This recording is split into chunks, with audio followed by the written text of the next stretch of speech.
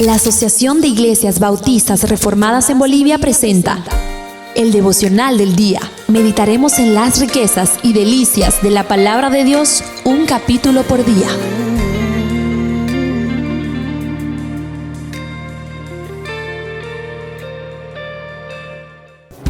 Primera Crónicas, capítulo 6. Saludos, estimado oyente.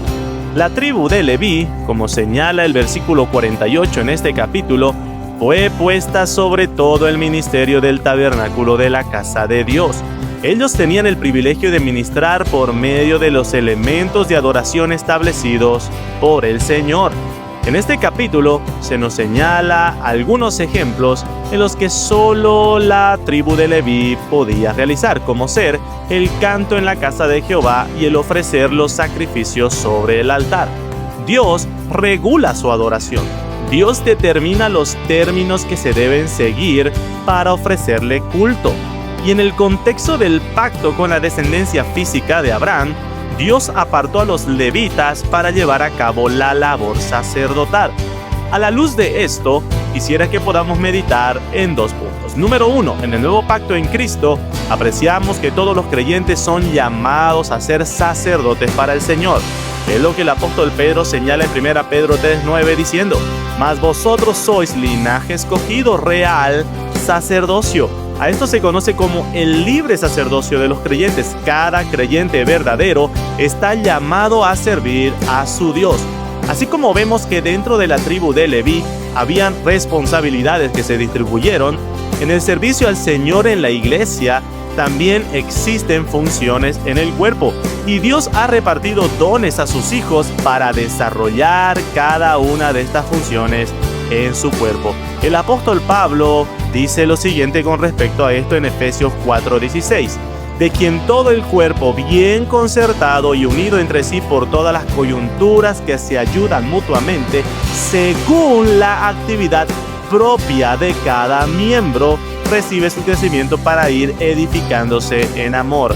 Sobre esto, en primer lugar, permítame señalar que esto solo es posible en el contexto de una iglesia local. Un creyente a quien Dios ha capacitado por medio de dones espirituales podrá ejercer su función de forma bíblica y ordenada en una iglesia local. Por tanto, estimado oyente, ser miembro de una iglesia local es una obligatoriedad para todos los creyentes. En segundo lugar, vemos que Dios ha diseñado de esta forma para que a través de la guía pastoral y la comunión con los demás creyentes, un hijo de Dios pueda ir aprendiendo a encontrar cuál es su don o función en el cuerpo y posteriormente ir desarrollándola para el servicio.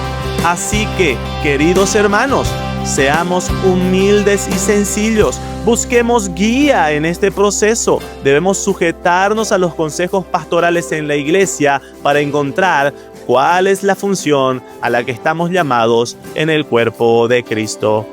Y punto número 2. Dios sigue regulando su adoración. Estimados oyentes, nosotros no decidimos cómo adorarle. No es que cada quien adora al Señor a su manera. Para empezar y principalmente, recordemos que el único medio establecido por Dios para llegar a Él es a través de Jesucristo, el único camino, verdad y vida. Estimado oyente, cualquier acto de adoración que no es mediado por el gran sumo sacerdote no es aceptado por el Padre. Por tanto, cree en el Señor Jesucristo, que solo Cristo satisface al Padre plenamente.